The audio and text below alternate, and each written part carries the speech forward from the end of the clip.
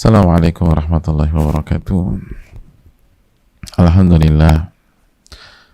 Bismillah, alhamdulillah. Wassalatu wassalamu ala rasulillah wa ala alihi wa sahbihi wa wala wa ba'd. Tidak ada kata yang layak untuk kita ucapkan kecuali kata permintaan tolong kita kepada Allah agar Allah berikan kita ilmu yang bermanfaat, dan permintaan kita kepada Allah agar Allah berkahi aktivitas kita, kajian kita, dan ilmu kita. Dan tidak ada kata yang pantas kecuali kata syukur, puji, dan puja kepada Rabbul Alamin atas segala nikmat dan karunia yang Allah berikan kepada kita, khususnya nikmat ilmu dan iman yang akan menjadi daya magnet untuk nikmat-nikmat yang lain. Maka bersyukurlah ketika kita diberikan taufik oleh Allah Subhanahu wa taala untuk bisa meluangkan waktu kita, bahkan mengorbankan waktu kita untuk menambah keimanan kita, untuk menambah ilmu kita. Karena jamaah sekalian Allah muliakan, kita tidak akan mendapatkan keberkahan ilmu dan tidak akan bisa memanfaatkan ilmu kita kalau kita tidak meyakini betapa agungnya ilmu, betapa mewahnya ilmu, dan betapa berharganya ilmu. Dan salah satu pembuktiannya adalah bagaimana kita berkorban untuk ilmu. Karena manusia itu kalau meyakini sesuatu itu mewah dan mahal, maka ia berani mengorbankan sesuatu yang nilainya di bawah hal yang mewah itu. Kan begitu jemaah sekalian. Orang berani mengorbankan uang 1 miliar dalam tanda kutip untuk membeli sebuah rumah 2000 meter di Menteng misalnya. Kenapa? Karena nilai rumah itu jauh lebih mahal daripada 1 miliar. Jadi dia pelong-pelong aja. Nah, kalau kita yakin bahwa ilmu itu mahal, ilmu itu mewah, ilmulah kunci kebahagiaan dunia dan akhirat, maka kita akan berani mengorbankan waktu, harta, energi untuk mempelajari ilmu. Makanya jamaah sekalian, Al-Imam Ja'far bin Durstuyah itu pernah mengatakan, kunna na'khudhul majlisa fi majlisi Ali bin Madini waqtal asr. Kita tiba di majelis atau di kajiannya Al-Imam Ali bin Madini pada waktu asar. Kita udah sampai di majelisnya Ali bin Madini di waktu asar untuk mengikuti kajian beliau jam berapa? Untuk mengikuti kajian beliau besok paginya.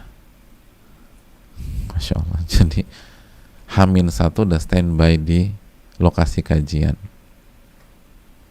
H-1 sudah standby di lokasi kajian.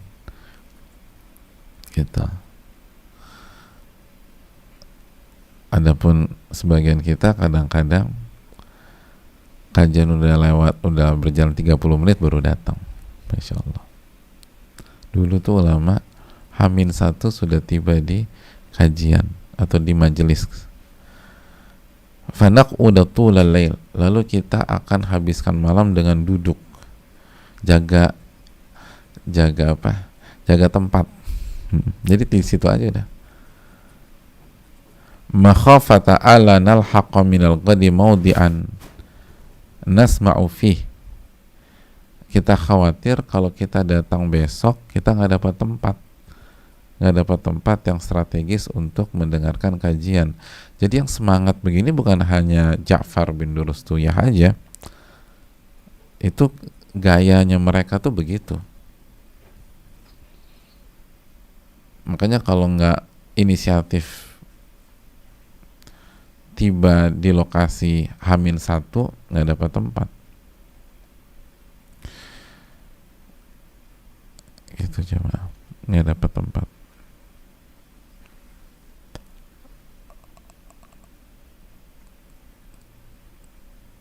Dan kalau udah dapat tempat enak, nggak mau pergi-pergi, nggak mau pindah-pindah, udah duduk aja di situ sampai kajiannya atau waktu kajian datang. Dan banyak keunikan di majelis-majelis di zaman dulu jamaah. Bahkan Al-Imam Ja'far melanjutkan, fara'aitu syaikhan fil majlis yabul fi tailasanihi wa yudriju tailasan makhafata an yu'khadh makanuhu idza qama lil baul. Aku tuh ngelihat ada jamaah udah berumur, itu beliau pipis di wadah, khawatir kalau meninggalkan tempatnya dia bisa kehilangan tempatnya tersebut, gitu loh. Jadi nggak mau kehilangan momentum, nggak mau kehilangan tempat, udah pipis di tempat aja. Kan sekarang pada pakai pampers sekali ya, tapi nggak juga, kalau nggak bisa sholat kalau pakai pampers, kecuali kalau darurat mungkin pakai apa gitu ya, tapi tetap jaga ini, jaga aurat. Kalau orang bisa pakai jubah gitu-gitulah, pokoknya disarungin, pokoknya tetap aja lakukan itu di tempat. Bayangkan rugi mereka tuh kalau kehilangan momentum, rugi. Kalau beranjak dari majelis tuh rugi, gitu jemaah. Kalau meninggalkan majelis atau pulang sebelum kajian selesai itu rugi banget, kecuali kalau darurat, karena bisa jadi hidayah atau hal yang kita butuhkan itu di akhir kajian atau di pertengahan kajian atau pada saat kita pergi itu gitu. Kita pergi 10 menit, di 10 menit itulah yang kita butuhkan bisa jadi selama ini. Balik lagi udah lewat kajiannya, apa yang nggak tahu. Kan kemarin sempat saya sampaikan, saya ketemu seseorang yang punya masalah dan ia seperti tersesat di masalahnya sendiri, di hutan masalahnya gitu ya, selama 20 tahun. Padahal ketika beliau menyampaikan masalah tersebut ke kita atau ke kami, itu kita bisa dengan izin Allah kita bisa urai selama 5 menit aja. Kita jelaskan begini, selesai. Itu masalahnya. Itu sudah 5 menit itu sudah menyampaikan ayat, udah pakai hadis, udah dijelaskan bahwa di zaman Nabi juga ada, dan kasih saran, selesai 5 menit atau 10 menit. Dan itu jawaban dari masalah selama 20 tahun. Allahu Akbar. 20 tahun. Itulah pentingnya ilmu. Itu jemaah. Itu yang perlu kita camkan. Jadi hadirin yang Allah muliakan,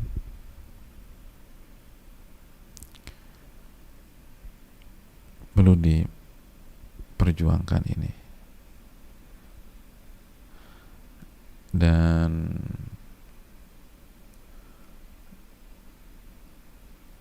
saya pribadi pernah ikut di sebuah majelis yang Zamannya tuh penuntut ilmu, durasinya berapa ya, 4 sampai 5 jam, itu nggak ada satupun yang beranjak. Durasinya 4 sampai 5 jam, nggak ada satupun beranjak, walaupun pipis, sepengetahuan saya tentu saja, walaupun pipis bisa begitu ya, 4 sampai 5 jam nggak beranjak, udah diam gitu, diam, walaupun keluar cuma pipis aja. Itu jamaah, ada memang. Jadi nggak heran kalau di zaman sekarang aja ada, apalagi zamannya Ali bin Madini rahimahullah, ulama besar. Kenapa nggak beranjak 4 sampai 5 jam nggak beranjak? Bayangin bisa duduk begitu. Jadi teori-teori komunikasi mentah semua. Teori komunikasi itu apa sih? Karena hanya 10 menit, habis 10 menit punchline, pokoknya segala macam itu teori komunikasi. Pokoknya jangan lebih dari sekian, 4 sampai 5 jam. Orang dan serius semua. Subhanallah. Kan kalau public speaking kan seringkali teorinya gitu ya. Pokoknya manusia tuh ada batas konsentrasinya. Kalau lebih dari itu udah nggak konsen, segala macam. Ya mungkin bukan berarti salah ya, tapi ada beberapa majelis tuh nggak begitu. Kan likulli qaidatin mustathnayat. Dalam ilmu fikih mengatakan setiap kaidah itu ada kasus-kasus pengecualian, ada anomalinya. Anomali kan ada di setiap bidang. Nah itu 4 sampai 5 jam itu orang nggak beranjak. Dan saya hadir sendiri di majelis itu. Jadi subhanallah. Jadi bukan katanya lagi. Sepenglihatan saya tentu saja. Allah ta'ala alam. Itu jamaah sekalian.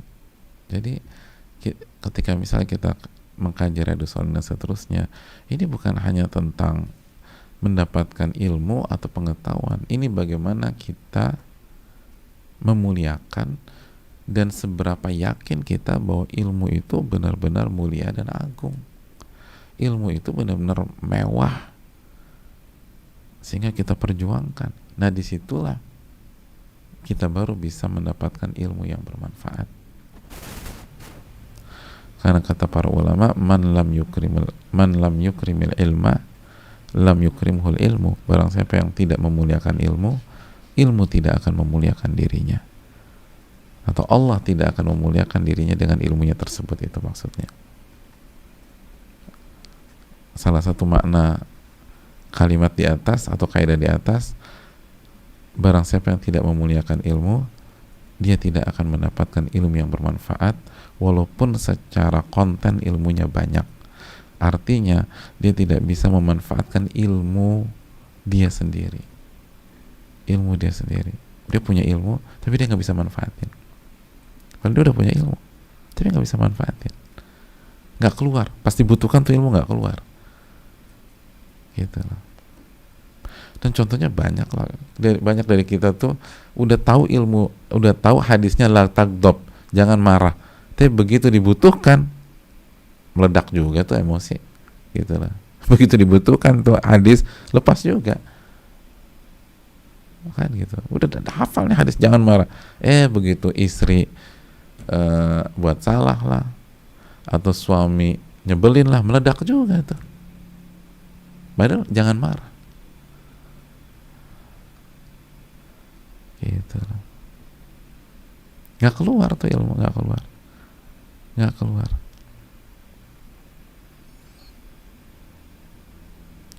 Kita udah tahu hadis tentang sholat witir. Terus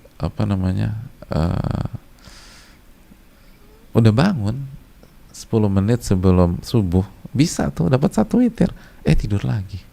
Udah dapat hadis tentang salat witir dan masih bisa dapat 10 menit sebelum subuh, kebangun 10 menit lagi tidur lagi. Jadi pas dibutuhkan tuh ilmu nggak keluar, nggak bisa kita manfaatin. Nah coba evaluasi sejauh mana kita memuliakan ilmu,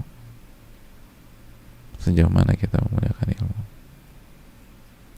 Kita tahu kita harus sabar, harus nerima takdir Allah. Begitu kena masalah musibah nggak sabar tuh, nggak sabar.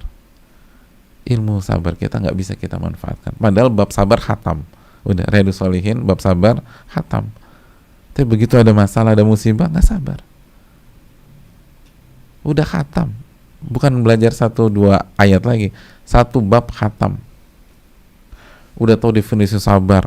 Sabar itu secara bahasa imsak, menahan batu, ngebatu dalam itu. Secara terminologi, menahan diri ketika mengerjakan perintah, menahan diri ketika meninggalkan yang larangan, dan menerima takdir. Ternyata nggak berfungsi juga. Nggak bisa kita manfaatkan ilmu kita pada saat dibutuhkan atau pada saat timing dan momentumnya. Kenapa? Kata para ulama, kita tidak memuliakan ilmu tersebut. Kita tidak memuliakan ilmu. Maka ini hal yang perlu kita camkan, jamaah. Makanya itu para ulama melihat ilmu itu saking mewahnya, nggak mau ketinggalan walaupun 1 menit saja, walaupun 5 menit saja. Udah, apa yang bisa dikerjain di situ dikerjain, yang lain nanti dulu. Tapi tetap jaga aurat tentu saja dalam konteksnya majelisnya Ali bin Madini. Wallahu taala a'lam bishawab. Dan tidak membuat najis apapun kan di wadah gitu kan, ditutup, tinggal buang, selesai. Tapi jemaah sekalian, kembali bersama Imam Nawawi rahimahullah, kembali bersama Riyadhus Shalihin, salah satu kitab terbaik, dan kita berada di awal bab ketakwaan. Dan takwa artinya mencegah sesuatu dari sesuatu dengan hal tertentu atau hal khusus, atau bahasa simpelnya takwa itu perlindungan, dan secara terminologi mengerjakan ketaatan dan menjauhi larangan. Karena dengan mengerjakan ketaatan dan menjauhi larangan, kita melindungi diri kita dari azab Allah Subhanahu wa taala. Jadi bicara ketakwaan, bicara melindungi diri. Ini alat pelindungan diri, APD. Nah itu APD. Jadi yang paling diuntungkan ketika kita bertakwa, walaupun terkesan ribet, adalah diri kita sendiri. Jadi jangan kufur nikmat, karena kita yang diuntungkan. Semuanya kembali kepada kita, benefitnya kembali kepada dari kita. Allah nggak butuh dengan ketakwaan kita.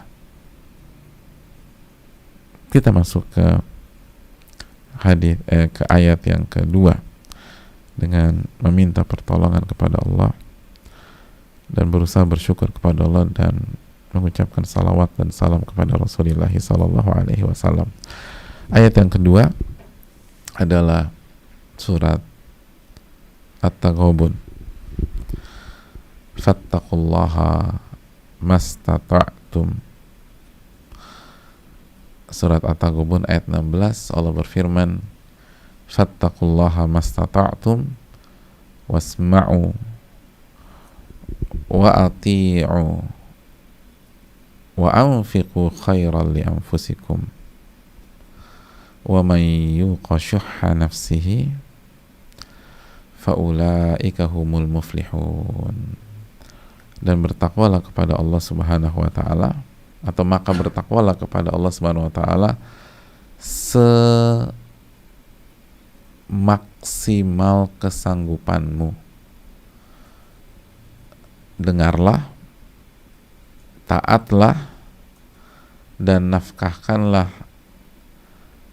nafkah yang baik untuk dirimu, dan barang siapa yang menjaga diri dari sifat pelit yang ada dalam dirinya. Lihat, sifat pelit. Dan sifat pelit itu bukan dari luar, dari dalam diri. Wa may yuqa syuhha nafsihi, barang siapa yang menjaga diri dari sifat pelit dari dirinya atau dari dalam dirinya, fa ulaika humul muflihun. Itulah orang-orang yang beruntung. Banyak orang nyari keberuntungan. Salah satu cari keberuntungan, bertakwa, dengar, taat, berinfaklah, dan jaga diri dari sifat pelit gitu. Bertakwa, lalu dengar dan taat gitu. Dengar dan taat, dan berinfaklah untuk diri kalian sendiri. Berinfaklah untuk diri kalian sendiri. Lalu jaga diri dari sifat pelit. Jaga diri dari sifat pelit agar kalian beruntung. Banyak orang-orang terbaik di dunia mengatakan bahwa untuk sukses bukan hanya butuh kerja keras. Untuk sukses bukan hanya butuh network link yang luas. Untuk sukses bukan hanya membutuhkan nyali dan keberanian, bukan hanya membutuhkan pengorbanan, tapi butuh keberuntungan. Butuh keberuntungan. Dan ini konsep yang diyakini jutaan orang, dan itu benar. Tapi bagaimana cara mendapatkan keberuntungan? Dan dalam Islam konsepnya clear. Jadi keberuntungan itu ada rumusnya. Ada rumusnya. Kalau mau jadi orang beruntung, bertakwa kepada Allah, lalu dengar dan taat, udah jangan bantah deh. Kalau Allah berfirman, Nabi bersabda, udah jangan bantah, dengar, taat. Terus berani keluar duit. Wa anfiqu khairan li anfusikum. Berani keluar uang, berani berinfak, berani berinfak.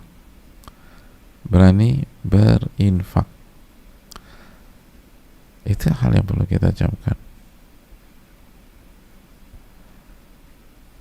Berani berinfak. Dan ingat hadirin yang Allah muliakan, kalau kita berinfak, itu kebaikannya buat diri kita sendiri. Kalau kita keluarkan uang, harta di jalan Allah, itu untuk diri kalian sendiri. Makanya Allah katakan wa anfiqu khairan li anfusikum, berinfaklah, kebaikan untuk diri kalian sendiri, bukan untuk Allah, bukan untuk si A, si B, si C. Kita keluarkan di jalan Allah, itu untuk diri kita sendiri. Kita kasih orang, bukan untuk orang, untuk kita tuh. Makanya setelah itu Allah wanti-wanti. Allah berfirman, wa may yuqa syuhha nafsihi, barang siapa yang menjaga dirinya dari sifat pelit. Jangan pelit, karena itu buat diri Anda. Masa sama diri Anda pelit? Jangan pelit. Kalian kalau Anda keluar berapa? Misalnya Anda keluarkan uang di jalan Allah misalnya ratusan juta, itu ratusan juta buat diri Anda. Justru yang disimpan-simpan tuh nanti kita tinggalkan juga, dan bukan buat tabungan kita di akhirat, kecuali kalau kita niatnya benar-benar untuk menjaga keturunan dan ahli waris kita, dan itu juga harus karena Allah. Tapi kalau banyak orang pelit keluar, itu juga jadi harta warisan dikasih orang, dan kalau nggak berkah akhirnya jadi alat untuk ribut keluarga kita, ahli waris kita ribut tuh karena nggak berkah duitnya. Jadi pada buat ribut, mendingan diinfakin, disumbangin, dikasih, kan gitu. Itu uang kita di akhirat tuh, itu tuh berapa yang kita keluarin. Nah, kalau kita berani keluar uang, bertakwa, lalu dengar dan taat, itu keberuntungan di dunia akhirat. Makanya jamaah sekalian, Allah tuh nggak zolim ya. Orang ahli dunia aja yang berani keluar uang untuk dunianya, itu antum lihat dalam bisnisnya atau apa, banyak dapat keberuntungan. Dia berani keluar duit tuh, itu antum perhatikan, banyak dapat. Pokoknya ada aja tuh yang dia nggak duga-duga dia dapat. Terus orang bilang beruntung banget sih dia. Dan biasanya orang-orang beruntung itu berani keluar uang. Tapi buat dunia, makanya Allah kasihnya di dunia doang. Nah kalau kita berani keluar uang untuk Allah Subhanahu Wa Taala, Allah kasih di dunia dan akhirat. Allah kasih dunia akhirat. Mau coba perhatiin deh. Antum punya orang-orang, atau mungkin diri antum sendiri sukses, atau kita akhirnya mungkin diri kita sendiri, atau diri apa kita punya teman, punya sahabat dan sebagainya, yang kalau kita lihat bisnisnya tuh banyak banget, quote and quote kata banyak orang, dipayungi awan keberuntungan. Kok beruntung banget dia dapat ini, harusnya nggak ada. Lihat gimana dia. Biasanya orang kayak gitu itu berani keluar uang, berani keluar uang, nggak pelit, kasih sana kasih sini. Makanya Allah kasih di dunia. Nah gimana kalau untuk Allah Subhanahu Wa Taala? Allah akan kasih di dunia dan akhirat keberuntungan, ada aja. Kita nggak pikir dapat apa, ternyata dapat di dunia dan akhirat. Nah ini kuncinya, kunci keberuntungan itu bertakwa kepada Allah, dengar, taat, lalu berani keluar uang di jalan Allah Subhanahu Wa Taala. Dan itu untuk diri kita sendiri. Dan jangan pelit kata Allah. Dan pelit itu emang ada dan dari diri kita. Jadi nggak usah nyalain orang, dari diri kita. Pelit itu dari diri kita. Dan kita harus lawan. Yuqashuha nafsi, barang yang dipelihara, melihara dirinya. Dijaga deh. Jangan pelit-pelit.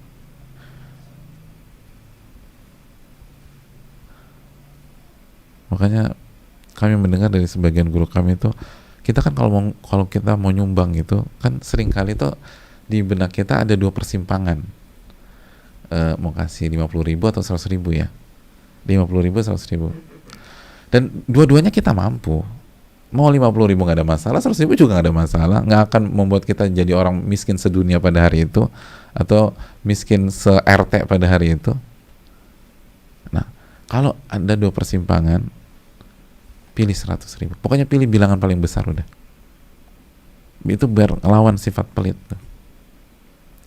Kadang-kadang keluar lagi tuh di benak kita, ini mau nyumbang berapa? 500.000 atau 1 juta ya? 500.000 atau 1 juta. Pilih bilangan terbesar. Selama jika dua-duanya kita mampu, udah keluarin 1 juta. Jangan milih yang 500.000. Pernah ngerasain gitu gak sih? Gak pernah ya? Berarti cuma saya aja. Semua kita pernah rasanya. Pokoknya perang gitu, 500.000 atau 600.000 ya, 700.000 atau 1 juta ya, 1 juta atau 2 juta ya. Itu tuh harus dilawan. Sifat pelit tuh harus dilawan. Sifat pelit itu harus dilawan. Kalau nggak pelit terus sampai mati. Jadi sekali lagi harus dilawan. Nah, hadirin Allah muliakan, inilah ayat yang kedua. Nah, selanjutnya kita titik beratkan ke fattaqullaha mastata'tum. Bertakwalah kepada Allah semampu kalian. Karena ini kunci keberuntungan nih. Dengar, taat, clear. Berinfak di jalan Allah jelas. Nah ini tinggal kalimat pertama, dan ini menjadi inti kenapa Imam Nawawi rahimahullah memasukkan ayat ini ke dalam bab takwa. Kalau intinya berinfak, nanti di bab infak. Kalau kenapa di bab takwa? Karena kalimat pertama dan penggalan pertama dari ayat ini, fattaqullaha mastata'tum. Bertakwalah kepada Allah semaksimal mungkin yang kalian bisa. Hadirin Allah muliakan,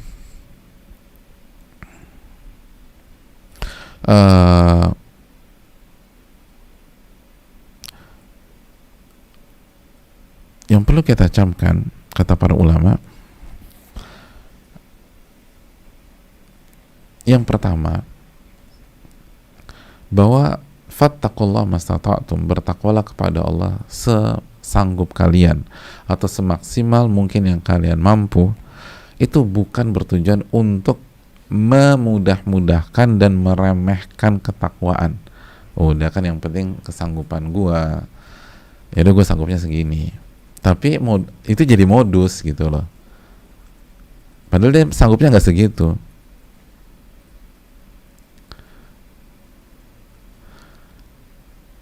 Oleh karena itu makna ayat tersebut adalah al-hath ala taqwa biqadril mustata'. Ini adalah perintah untuk bertakwa semaksimal kemampuan kita. Semaksimal kemampuan kita. Gitu. Artinya kalau kita pakai angka ya, kalau kita maksimal kemampuannya 80%, maka yang dituntut oleh Allah adalah 80%. Allah nggak akan tuntut kita 81% atau 80,5%, enggak. Sanggupnya berapa nih? 80%. Titik. 80,5 nggak sanggup. Kalau ditakar gitu nggak sanggup. Ini ilustrasi simpel-simpel aja, pakai angka biar gampang. Maka Allah nggak akan bebankan kita secara syar'i maupun secara takdir di atas itu, nggak akan. Artinya perintah dan larangan sesuai itu, kalaupun dikasih musibah, maka sesuai dengan kadar kemampuan kita. Karena kan ketika Allah kasih musibah, kita harus respon dengan kesabaran. Nah, kemampuan sabar kita berapa persen nih? Kalau kemampuan sabar kita tadi 80%, Allah nggak akan kasih musibah yang menuntut kemampuan kesabaran di atas 80%. Nggak akan. Itu mentok-mentok 80%. Dan inilah firman Allah Subhanahu wa taala, atau seperti firman Allah dalam ayat terakhir dalam surat Al-Baqarah, la yukallifullahu nafsan illa wus'aha. La yukallifullahu nafsan illa wus'aha. Allah tidak membebankan sebuah jiwa atau satupun jiwa kecuali sesuai dengan kemampuannya. Allah tidak membebankan satupun jiwa kecuali sesuai dengan kemampuan. Nggak akan.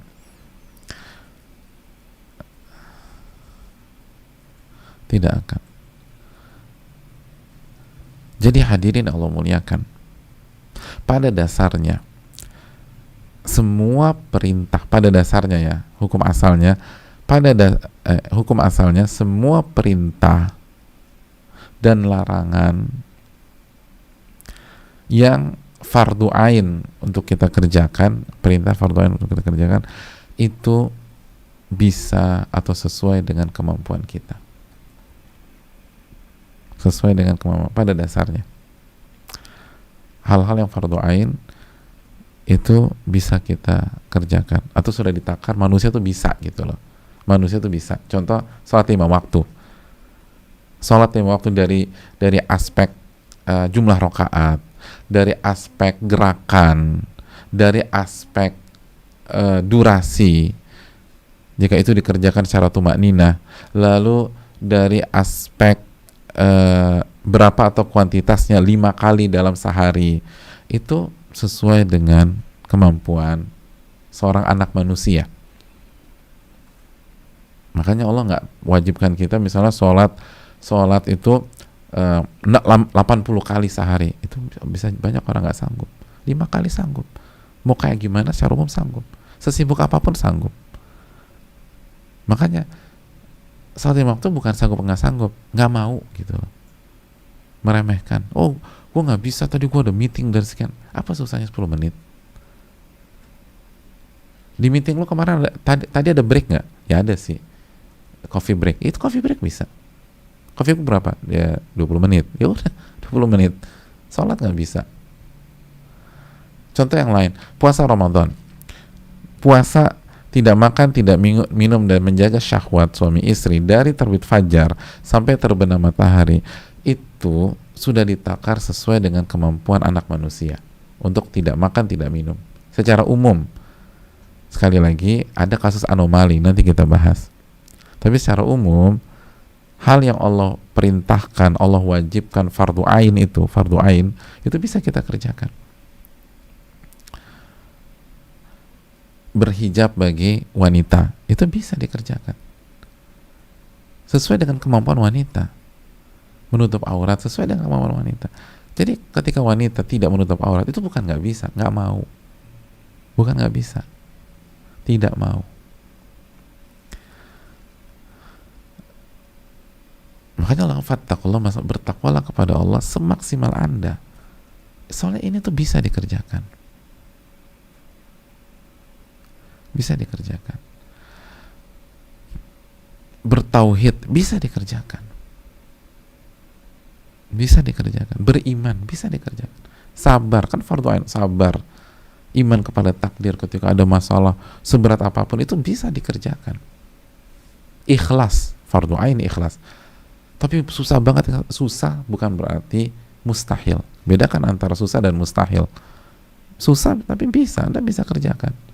Tapi Anda nggak mau berjuang, memilih untuk menyerah, itu masalahnya. Bisa. Orang kena sakit keras, dia bisa bersabar. Aduh, aku udah nggak sanggup. Bukan nggak sanggup, nggak mau sanggup. Karena kalau kita ngotot mengatakan saya ini nggak sanggup, berarti Anda mendustakan la yukallifullahu nafsan illa wus'aha. Allah nggak membebankan satu pun jiwa kecuali sesuai dengan kemampuannya. Bisa. Yang fardu ain itu pada dasarnya bisa. Nah, ketika kita sepakat poin ini, baru masuk ke poin berikutnya. Dan Allah mengerti manusia sebagiannya punya kendala. Karena kendala itu Allah pun yang mentakdirkan. Atau ada kekurangan, baik dari lahir maupun dalam menjalani kehidupan.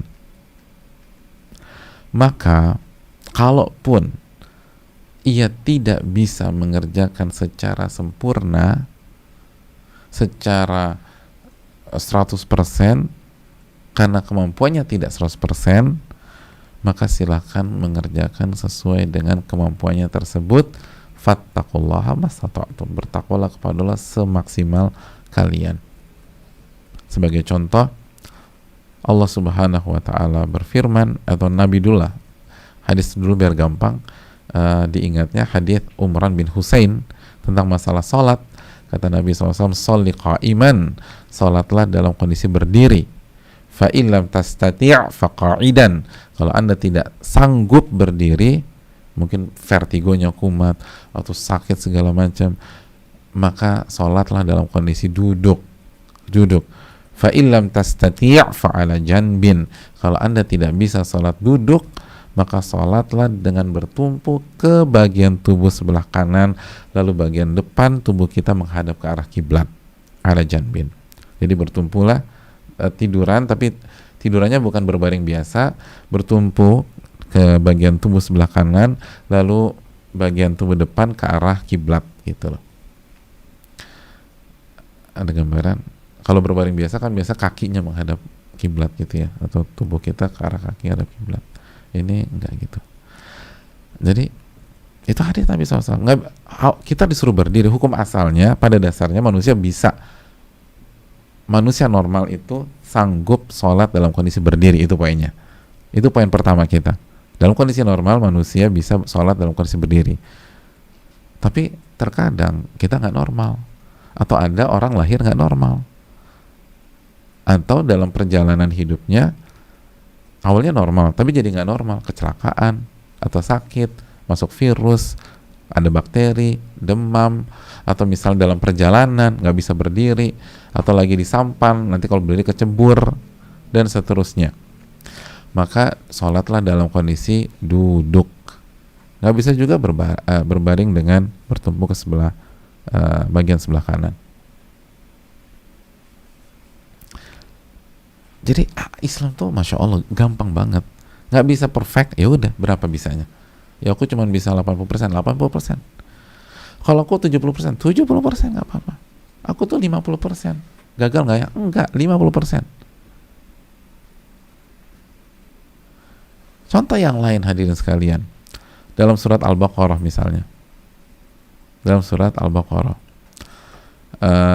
Tentang puasa ayat 185 yang cukup terkenal, wa man kana maridun aw ala safarin fa iddatun min ayyamin ukhar. Allah Subhanahu wa taala berfirman, barang siapa yang sakit, di pertengahan ayat tersebut, kalau di layar di baris ketiga, terus sekarang masuk ke terjemahnya, barang siapa yang sakit, mana sih? Oke, di baris terakhir, baris kedua dari terakhir, kedua dari bawah. Barang siapa yang sakit atau sedang safar dalam perjalanan, berarti kan kondisi nggak normal dong. Maka gantilah dengan silakan tidak berpuasa, lalu gantikan di hari-hari lain. Artinya pada dasarnya puasa dari subuh sampai maghrib itu bisa dilakukan manusia dalam kondisi normal, bisa. Tapi terkadang kita masuk ke kondisi yang nggak normal, kita sakit atau kita safar, apalagi kalau safarnya misalnya ke sebuah negara yang puasanya bisa 18 jam, 19 jam, 20 jam, udah 20 jam musim dingin pula, misalnya, ya udah ganti, itu kan nggak normal. Mampunya gimana? Aku nggak mampu nih, nggak sanggup. Buktinya aku udah mulai drop, ya udah, jangan nunggu berantakan dulu. Silakan buka, ganti nanti. Itu enak banget gitu loh. Dalam masalah haji kita buka Ali Imran ayat 97, walillahi 'alan nasi hijjul baiti man istata'a ilaihi sabila. Dan hak Allah yang wajib ditunaikan oleh manusia adalah pergi haji jika sanggup dan mampu melakukan perjalanan ke Mekah atau tanah suci atau Baitullah, Ka'bah. Cuman sekali bahkan. Pada dasarnya kita secara umum manusia tuh mampu pergi ke tanah suci sekali seumur hidup. Tapi bisa jadi kita nggak mampu. Ya udah nggak apa-apa. Man istata'a ilaihi sabila. Kalau nggak mampu nggak apa-apa. Tapi benar nggak mampu gitu loh. Nggak mampu atau nggak mau. Nggak mampu atau nunda-nunda. Udah berapa tahun tuh mampu tapi nunda. Akhirnya jadi nggak mampu juga. Hati-hati, itu ditanya oleh Rabbul Alamin. Itu poin. Atau sebaliknya, Allah haramkan kita banyak hal, atau beberapa hal lebih tepatnya, dan kita sanggup untuk tidak mengkonsumsi hal tersebut. Jadi gini, kalau Allah mengharamkan sesuatu, kaidahnya kan simpelnya gini ya, kalau Allah mengharamkan sesuatu, itu artinya kita sanggup hidup dengan tenang, nyaman, bahagia, sehat tanpa hal yang haram tersebut, karena kita bisa mengkonsumsi atau menggunakan penggantinya dari hal-hal yang halal, kan gitu ya. Jadi hal-hal yang halal sudah mencukupi, mengcover fungsi dari yang haram, kalaupun ada fungsinya. Karena sebagian haram kan memang ada fungsinya, tapi mudaratnya jauh lebih besar.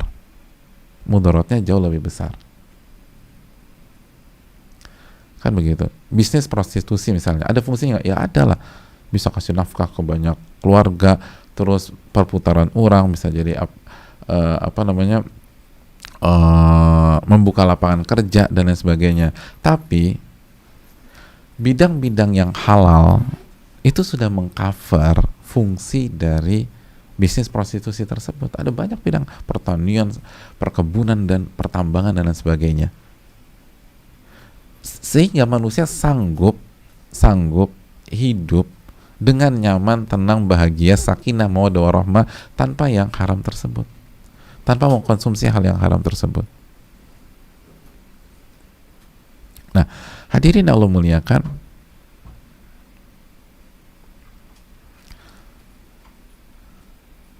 itu hukum asal, itu kondisi normal. Tapi bisa jadi manusia berada di kondisi nggak normal yang bernama kondisi darurat. Dia tidak bisa hidup kecuali mengkonsumsi hal yang haram agar bisa bertahan hidup dalam jangka waktu terbatas. Maka itu dibuka oleh Allah Subhanahu wa taala. Karena dia tidak sanggup untuk bertahan hidup kecuali mengkonsumsi hal yang haram tersebut. Allah berfirman dalam surat Al-An'am ayat 119, "Wa qad fassala lakum ma harrama 'alaikum illa ma turirtum ilaih." Yang artinya di penggalanya, dan Allah telah menjelaskan kepada kalian secara fasal, secara detail, secara terperinci apa saja yang Allah haramkan atas kalian, apa saja yang Allah haramkan untuk kalian. Kalian nggak boleh tuh. Allah udah jelaskan nggak boleh sentuh itu. Terus Allah jelaskan kondisi pengecualian. Illa maturirtum ilaih, kecuali jika kalian masuk ke kondisi iltirar, darurat, sehingga kalian terpaksa memakannya. Contoh, seseorang tersesat di tengah hutan dan tidak ada makanan kecuali babi hutan, kecuali babi, nggak ada. Kalau nggak makan babi tersebut, dia mati kelaparan. Maka boleh nggak makan babi? Boleh. Karena dia tidak sanggup bertahan hidup kecuali dengan makan itu. Dan bertakwalah kepada Allah semampu kalian. Mampunya cuma itu doang, ya udah boleh.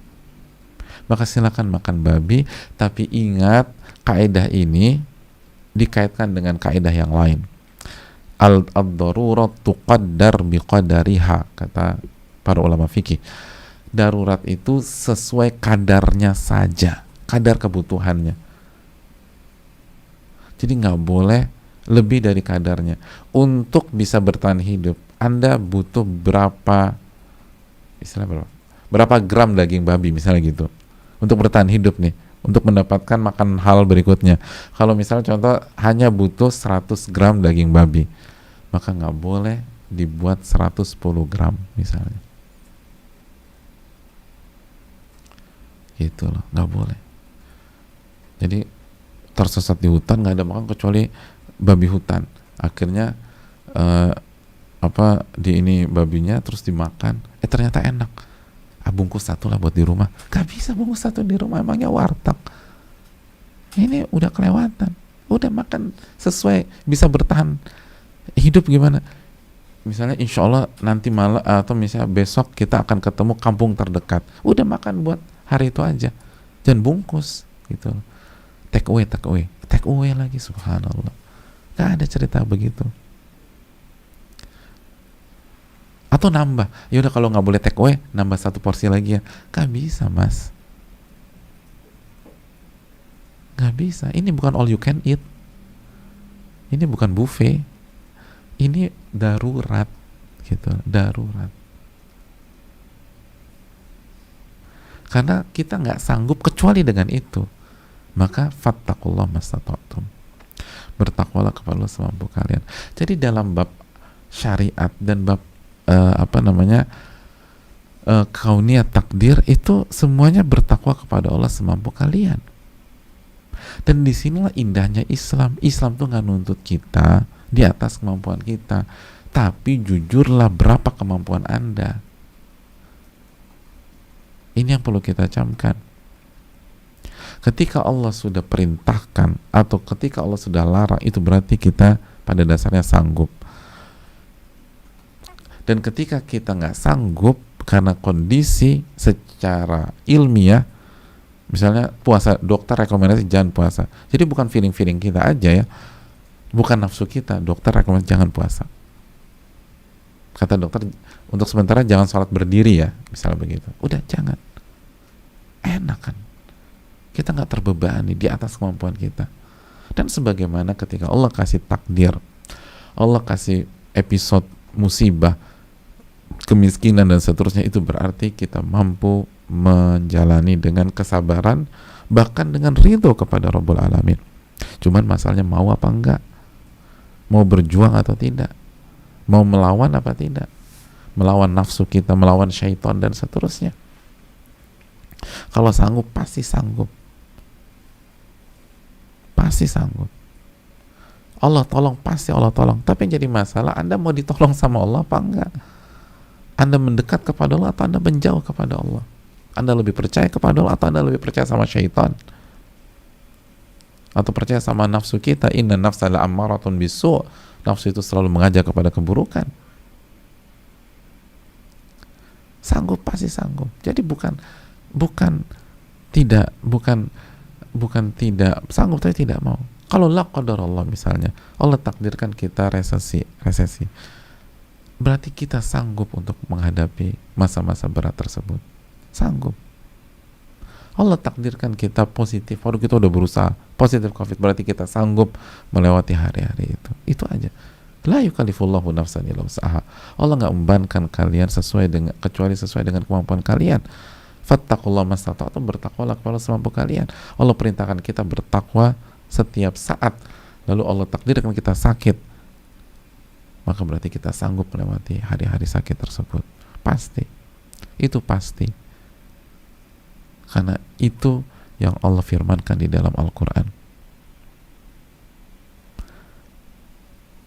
Tugas kita adalah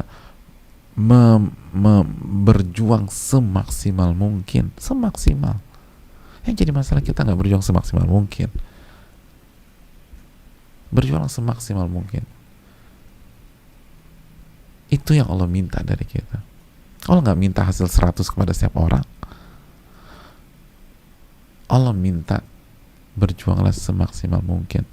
Yang maksimalnya 99%, 99%. Yang maksimalnya 90%, 90%. Yang maksimalnya 80%, 80%. Fattaqullaha mastata'tum. Dan ingat, kembalikan ke ayat ini. Coba kita buka lagi ayatnya, At-Taghabun 16. Ketika kemampuan kita hanya 40%, misalnya kemampuan kita hanya 40% untuk berjuang, lalu ada teman kita kemampuan berjuangnya 100% atau 99%, kita cuma 40% nih. Pertanyaannya, apakah dipastikan kualitas hidup kita kalah dengan kualitas hidup orang yang punya kemampuan 99% itu? Karena kita hanya dikasih kemampuan oleh Allah 40% dan kita hanya bisa sampai 40% itu. Nggak bisa lebih, 41 nggak bisa. Hanya bisa sampai 40%. Sedangkan teman kita punya kemampuan 99%. Paham nggak maksud saya? Simpel, kecerdasan orang kan beda-beda. Kecerdasan 40%. Teman kita kecerdasan 99%. Otomatis kan ya beda lah. Tapi kita udah mentokin tuh usaha kita biar dapat 40% itu. Fisik kita, fisik beda. Kemampuan jantung beda, ginjal beda, segala macam beda. Tapi kita dengan kemampuan yang sebatas ini kita sudah maksimalkan ibadah. Hafalan beda-beda. Ada orang hafalin 30 juz gampang. Ini teman kita ngafalin 30 juz gampang. Kita ngafalin 30 juz gampang lupa gitu loh. Jadi sama-sama gampang tapi beda objek. Tapi kita udah berusaha jungkir balik. Pertanyaannya, apakah kualitas hidup kita dipastikan kalah dengan yang 99%? Jamaah, belum tentu. Kembali buka ayat tersebut. At-Taghabun 16 tadi. Fattaqullaha mastata'tum, bertakwalah kepada semaksimal. Allah minta semaksimal. Wasma'u wa ati'u, dengar dan taat. Wa anfiqu khairul li anfusikum. Wa man yuqa syuhha nafsihi. Penutupannya apa? Faulaika humul muflihun. Mereka lah orang-orang yang beruntung. Beruntung. Apa definisi keberuntungan? Kita pikir kita nggak dapat, dapat tuh, beruntung. Oh, kalau kan bahasa masyarakat, kalau gue sih kayaknya gue nggak mungkin begitu. Tapi kalau dapat, nggak tahu, gue lagi beruntung aja. Ini konsep keberuntungan. Jadi kita bisa kalahkan yang di atas kita. Apalagi kalau mereka tidak maksimal. Kita udah maksimal. Mungkin di mata manusia nilai kita jelek. di kampus misalnya, jelek nilai kita, wong kita nggak hafal, tapi Allah lihat kita berjuang semaksimal mungkin. Oh nanti, emangnya dunia hanya di kampus doang? Terlalu sempit sekali. Ada banyak sisi-sisi lain. Allah akan kasih keberuntungan buat kita. Allah akan bantu kita. Allah akan tolong kita. Akhirnya kita di atas dia. Kenapa?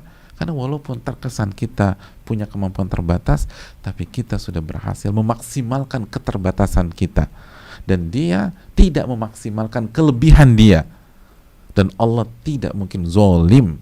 Ketika Allah kasih kemampuan cuma 30% kepada kita, maka nggak mungkin Allah tuntut kita bermain di level 80%. Itu Allah zolim dong. Sedangkan Allah ahkamul hakimin. Allah ahkamul hakimin. Allah maha bijak. Kalau kasih 30%, 30% aja. Dan kalau kita sudah sampai limit 30%, selanjutnya biarkan Allah yang ngatur itu semua buat kita. Allah yang mudahkan, Allah yang bantu, Allah yang semua Allah.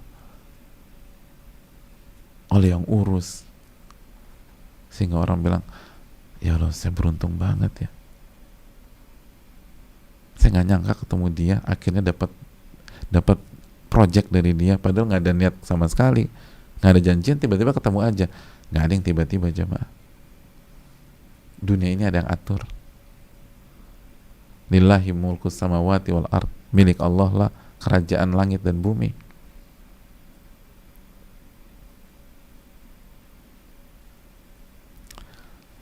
Kita berpikir itu keberuntungan, ya itu diatur. Jadi ini yang membuat kita harus semangat, maksimalkan. Yang membuat kita hancur seringkali, kita menggunakan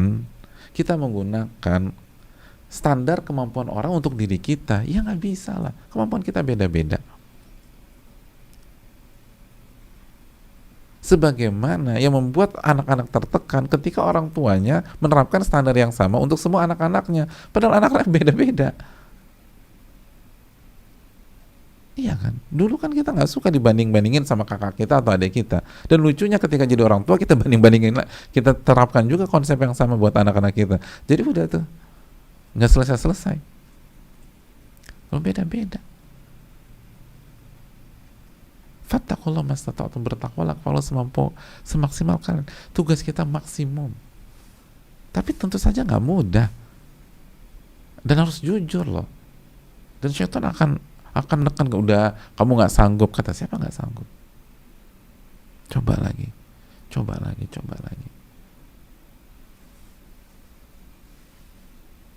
Jadi kita harus bermain di limit maksimum kita masing-masing. Itu yang harus kita perjuangkan dalam hidup, di limit maksimum kita masing-masing. Dan setiap orang beda-beda. Jadilah diri sendiri dan fokus kepada Rabbul Alamin. Makanya itu coba kaitkan, enaknya ilmu ikhlas kan begitu. Kita tidak terbelenggu dengan omongan orang, pujian orang, celaan orang, karena kita mencari wajah Allah, ridha Allah. Dan setiap kita punya kemampuan masing-masing. Ngapain banding-bandingin dengan orang? Ngapain jadikan kesuksesan orang sebagai standar kita? Dan bukan berarti kita main rendah, bisa jadi kita lebih tinggi dari dia. Lihat bagaimana Abu Bakar As-Siddiq radhiyallahu ta'ala menjalani kehidupannya. Beliau nggak peduli dengan yang lain. Beliau berusaha dengan limit beliau. Makanya ketika Umar memberikan setengah hartanya, beliau keberikan berapa? Semua harta beliau. Padahal kalau beliau jadikan kemampuan orang lain, kemampuan kompetitor, kemampuan Umar sebagai acuan, buat apa kasih semuanya? Untuk menang doang. Cukup kasih 2/3 udah semuanya. Kenapa? Fattakullah mastata'tum, bertakwalah kalau semampu kalian. Kemampuan saya bukan 50,5, kemampuan saya bukan 60%, kemampuan saya bukan 70%, kemampuan saya 100%. Ini 100% buat Allah dan Rasulnya. Itu baru jamaah. Kalau kita bisa menerapkan ayat ini, subhanallah, kita akan jadi orang yang sangat produktif di kehidupan dunia. Bukan hanya produktif dalam ibadah, bukan hanya dalam infak sedekah, tapi produktif menata waktu dan aktivitas kita, karena kita punya tanggung jawab langsung kepada Rabbul Alamin. Dan yang Allah tuntut dari kita bukan sebatas sholat 5 waktu, bukan sebatas zikir pagi petang, walaupun itu sangat-sangat penting, tapi yang Allah tuntut dari kita adalah titik dan limit maksimal kita di hari ini. Betulkah titik maksimal kita di hari ini hanya sholat 5 waktu? Betulkah titik maksimal kemampuan kita baca Quran dalam saat? Coba kita kembangkan, betulkah titik limit Anda hanya sampai kesabaran, tidak bisa sampai ridho? Jangan titik maksimal Anda itu sampai bab ridho. Tapi karena kita nggak memaksimalkan ibadah, baru sampai titik sabar aja udah jungkir balik dan merasa nggak sanggup, padahal kemampuan Anda bahkan bukan sampai titik kesabaran, tapi di atasnya ridho. Emang bedanya ridho sama sabar apa? Sabar tuh masih nahan, masih setengah mati. Ridho tuh udah plong aja.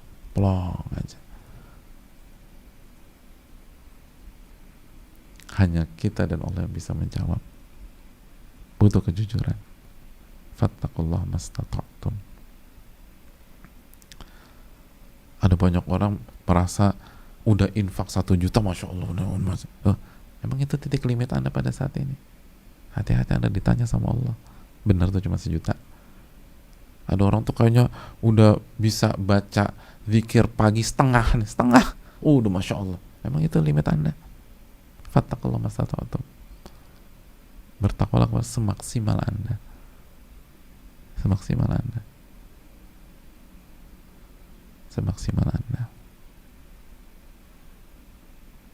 Ini yang bisa disampaikan. Semoga bermanfaat. Ini menunjukkan tanggung jawab kita besar di hari kiamat kelak. Kita bukan dituntut menjadi orang baik, tapi kita dituntut menjadi versi terbaik dari diri kita sendiri. Ini yang bisa disampaikan. Semoga Allah memberikan ilmu yang bermanfaat dan menjauhkan kita dari ilmu yang tidak bermanfaat. Semoga Allah menerima amal ibadah kita.